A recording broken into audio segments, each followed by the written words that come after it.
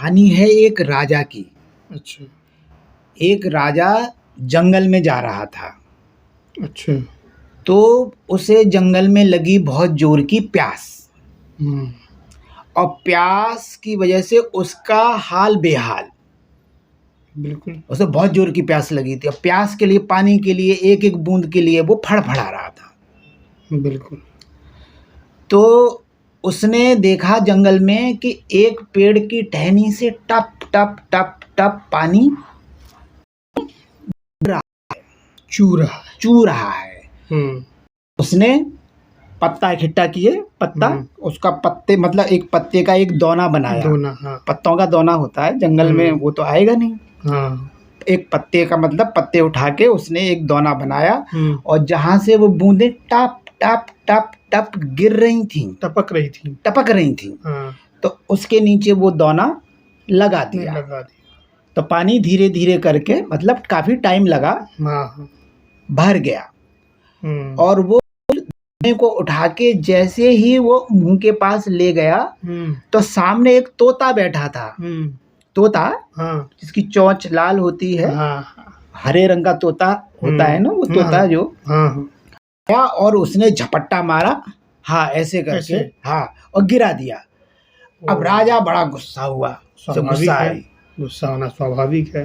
गुस्सा आई तो फिर राजा ने कहा कि मतलब थोड़ा सा अंदर कुछ बोला होगा, हाँ, कि इसने गिरा दिया पानी और मुझे लग रही जोर की प्यास। फिर उसने दोना लिया और फिर जहां से वो टप टप की जो बूंदे टपक रही थी, हाँ टपक रही थी, तो वहां पे दोना फिर से लगा दिया। हाँ, फिर से लगा दिया और प्रतीक्षा करने लगा कि ये भर जाए तो मैं अपनी प्यास बुझा लूं। तो फिर उसने बड़ी देर में वो दोना भरा। हाँ। और फिर वो अपने मुंह के पास जैसे ही लेके गया, फिर से तोते ने फिर गिरा दिया। अब राजा ने कहा कि ये नालायक बार बार मेरा पानी गिरा देता है और मुझे बहुत जोर की प्यास लगी है, और इस बार ये तोता अगर आया तो मैं तलवार से जो है ना इसको खात्मा काट दूंगा, मतलब खत्म कर दूंगा। इसने मुझे बहुत तंग करके रख दिया है। बिल्कुल। तो फिर उसने वो दोना जो है दोना उठाया और वहां लगाया जहां से टप टप टप टप पानी गिर रहा था। एक एक बूंद पानी गिर रहा था, तो लगा दिया। अब वो पानी भर गया। अब वो राजा जो है तलवार को लेके तैयार था कि अब ये तोता आएगा, अब जैसे ही आएगा मैं पहले ही खात्मा काम तमाम कर दूंगा। तो जैसे ही उसने उठाया, तोता आया और राजा तैयार, और उसने उसको तोते को एक ही बार में काम तमाम कर। तोते के प्राण पखेरु परकच्चे उड़ गए, मतलब वो खत्म हो गया, मर गया बेचारा। अब राजा ने कहा, तड़प रहा था से कुछ देर पहले राजा तड़प रहा था बिना प्यास के, ऐसे पानी के, तो उस तरह से वो तोता भी तड़प रहा था। अब राजा के दिमाग में एक बात आई कि मैं ऐसे धीरे धीरे दोने को एक एक बूंद करके भरूंगा, इकट्ठा करूंगा, तो इससे अच्छा ये है कि जहां से ये पानी टपक रहा है मैं वहीं पर ही अपना वहां पे जाके एक बार में ही अपनी प्यास क्यों न बुझा लूं। और वो उस पेड़ पे चढ़ के गया। पेड़ बड़ा था, खूब मोटा सा जंगल था ना, बड़ा पेड़ था, पुराने जमाने का बहुत सालों पुराना पेड़ होगा। उसकी जड़ बहुत ऐसे होती है ना, ऐसे बड़ी मोटी। तो वो चढ़ के गया, तो वो क्या देखता है कि एक बहुत ही बड़ा जहरीला अजगर लेटा हुआ है, और उसके मुंह से लार टपक रही है। जो पानी टप टप गिर रहा था, तो उसके मुंह से उसकी लार थी। अब तो राजा पश्चाताप में एकदम परेशान हो गया कि मैंने उस तोते को मार दिया जिस तोते ने जान बचाई। बचाने की कोशिश की, कई बार कोशिश की, और उसके चक्कर में वो मारा गया। उसके चक्कर में वो मारा गया मेरे हाथों। इतनी बड़ी ग्लानि उसको हुई। अरे इतनी ग्लानि के पश्चाताप में अब उसने कहा कि भाई जो मेरी रक्षा कर रहा है मैंने उसी को मार दिया। तो बिना विचारे जो करे सो पाछे पछताए। वो पाछे पछताए। पश्चाताप की ग्लानि में राजा जल रहा है। तो इसीलिए कहा गया है, हाँ, हमारे बुजुर्ग लोग जो ज्ञानी लोग कहते हैं कि हमेशा क्रोध कभी नहीं करना चाहिए। क्रोध किसकी उत्पत्ति है? क्रोध से क्या होता है?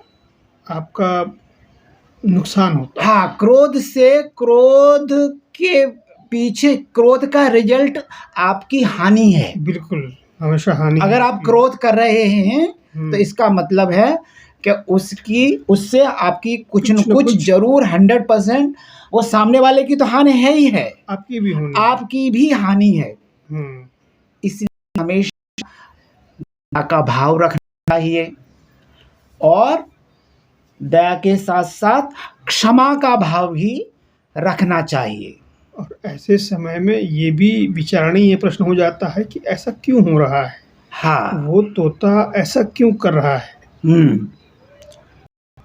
हाँ, अगर वो राजा है या कोई आदमी ही है, उसके पास दिमाग अगर है, होता ही है, तो उसे कम से कम ऐसे मोमेंट पर थोड़ा सा सोचना चाहिए कि ये तोता आखिर ऐसा क्यों कर रहा है, क्या वजह इसकी, क्या वजह है। हाँ, हमें वजह तलाश करनी चाहिए। वे वजह जो है क्रोधित नहीं हो जाना चाहिए, क्योंकि यहाँ भी क्रोध आता है, फिर वहाँ आपकी सोच कम हो जाती है, बराबर हो जाती है, और आप गुस्से और क्रोध के वशीभूत हो जाते हैं और ऐसा कुछ कर देते हैं वो जो बाद में आपको पछताना पड़ता है। वो जो तोता है वो राजा की चिंता कर रहा था। हाँ, जैसे आप घर पे आते हो, आपकी बीवी आपकी चिंता करती है कि आप लेट क्यों आते हो, बिल्कुल, आप ऐसे गलत काम क्यों करते हो, या आप मतलब कोई भी एक्टिविटीज, आपके पिता, आपकी माँ, आपके बड़े भाई या कोई भी जो है आपका शुभ चिंतक आपसे बोलता है कि ऐसा मत करो, लेकिन आपको गुस्सा आता है, क्रोध आता है, लेकिन आप उसको नहीं सोचते कि इसका परिणाम क्या होगा। परिणाम नहीं तो सोच पाते हो क्योंकि आप गुस्से में रहते हो। हाँ, गुस्से में रहते हो। गुस्से में क्या करोगे? गुस्से में तो दो लोगों की हानि होनी है। सामने वाले की भी हानि होनी है, खुद की, अपनी भी हानि तो निश्चित है, दोनों की हानि होनी है। जबकि तोता ऐसा जीव है, एक पक्षी है जो आदमियों से उसका लगाव रहता ही है। बिल्कुल, उसने देखा होगा कि वो राजा है, आगंतुक है और जंगल में भटक गया है या काफी देर से निकला, उसे प्यास लगी है। बिल्कुल, और वो क्या कर रहा है उसे तो पता नहीं। अब चूंकि उस पेड़ पर उस लिपटे हुए सोए हुए अजगर को तोते ने देखा है कि उसके मुंह से गिरे हुए उस टप टप के पानी को राजा अगर पी लेगा तो उसकी मृत्यु हो जाएगी। तो इसलिए वो बार बार उसको वो गिरा दे रहा है। इसी चीज को राजा ने समझा नहीं कि ऐसा क्यों कर रहा है वो। और वो तोते की भी ये बहुत बड़ी कही जाएगी कि उसको लगा कि उसे राजा की जान बचानी है।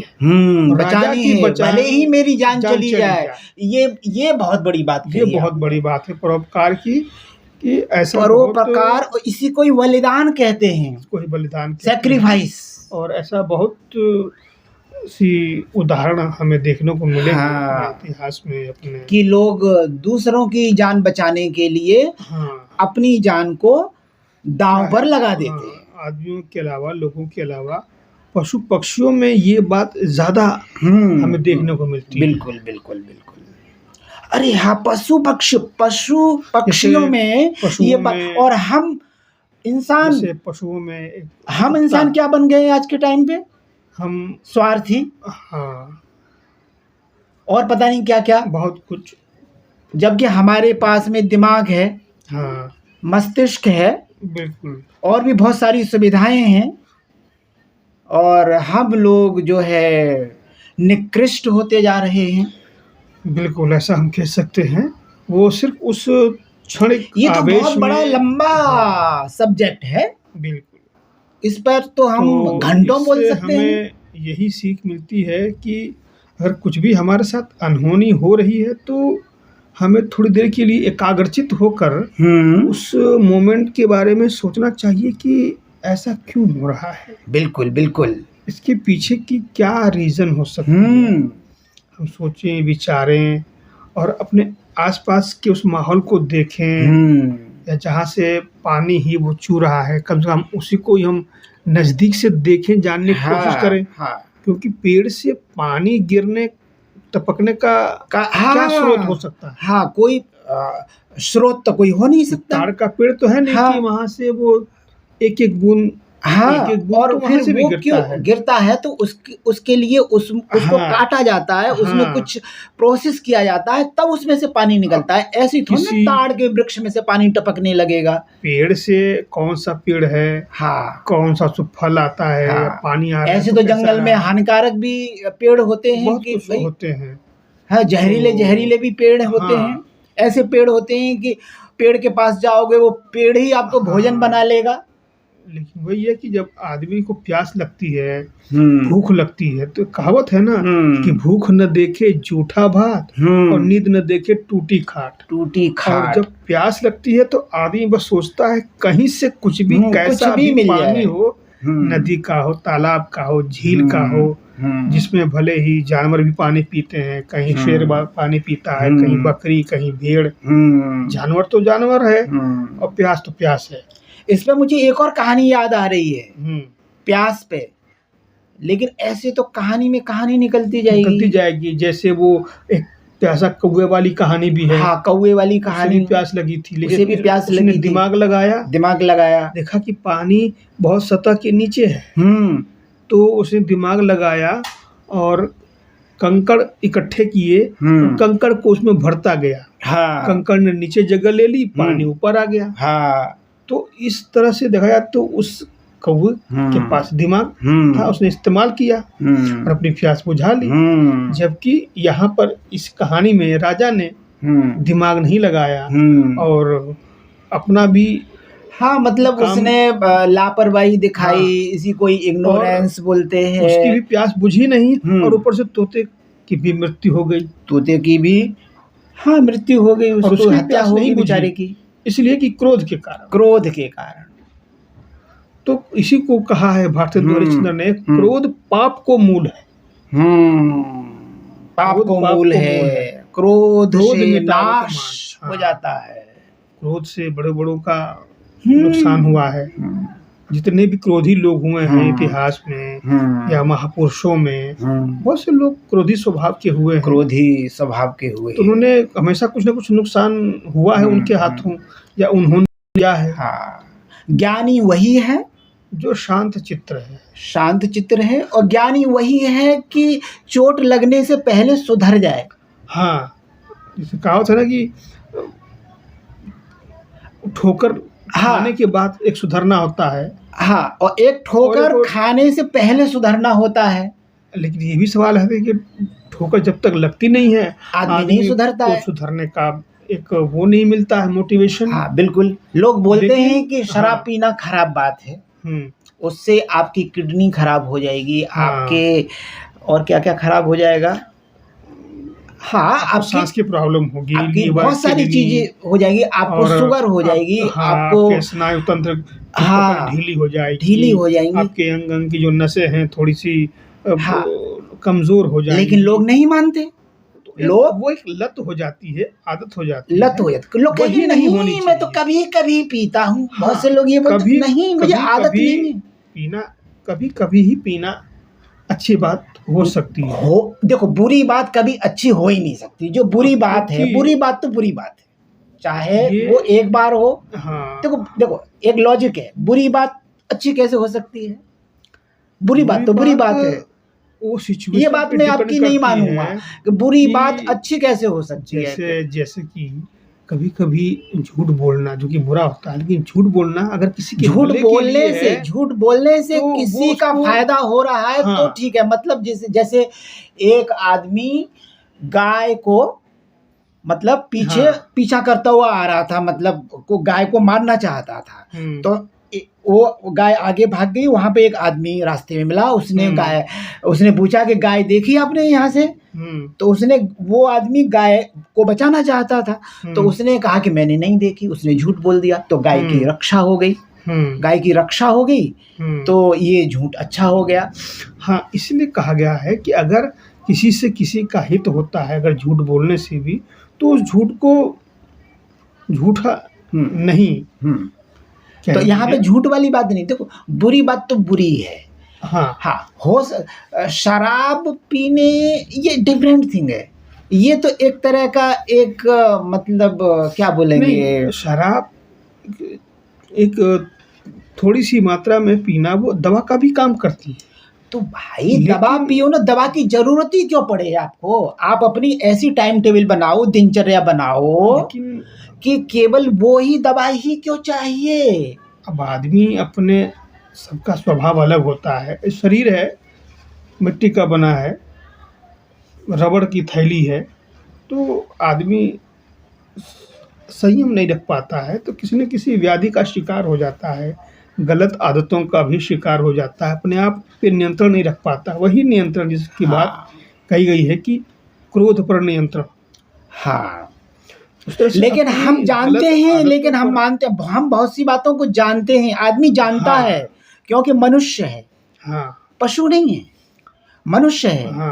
वो जानता है, लेकिन मानता नहीं है। ये बात उसका वो मैं मानता हूँ कि हाँ जानता है लेकिन मानता नहीं है। तो टोटलिटी में हमें यही निष्कर्ष निकलता है कि हमें, कहते हैं ना, बिना विचारे जो करे सो पाछे पछता। तो कोई भी ऐसी बात हो, कोई भी ऐसी घटना हो, अनहोनी चीज हो, अगर कुछ ऐसा हो रहा है तो उसके पीछे कुछ ना कुछ रीजन होगा, थोड़ा विचार करें, विचार करना चाहिए, विमर्श करें और थोड़ा अपने दिमाग का भी इस्तेमाल करें कि ऐसा क्यों हो रहा है। अगर कुछ ऐसा है तो उसके पीछे कोई ना कोई वजह होगी। और फिर उसके बाद थोड़ा सा विमर्श करके, थोड़ी सी अवलोकन करके एक स्टेप आगे बढ़े और अपने साथ दूसरों का भी भला बिल्कुल हो सके। बिल्कुल आपने बहुत अच्छे अपने विचार कि साईं इतना दीजिए जामे कुटुंब समाए, मैं भी भूखा ना रहूं, साधु भी न भूखा, साधु भूखा न जाए। आपने बहुत अच्छे विचार व्यक्त किए और हमारा वीडियो काफी बड़ा हो रहा है, इसलिए हम यहीं पे विराम लेना चाहेंगे। और आप या 1 से 2 लोग मिलते हैं तो 1 से 1 ने कही, दूसरे ने मानी, दोनों ब्रह्म ज्ञानी। तो इस तरह से हम अपने इस कहानी पर विराम लगाते हैं।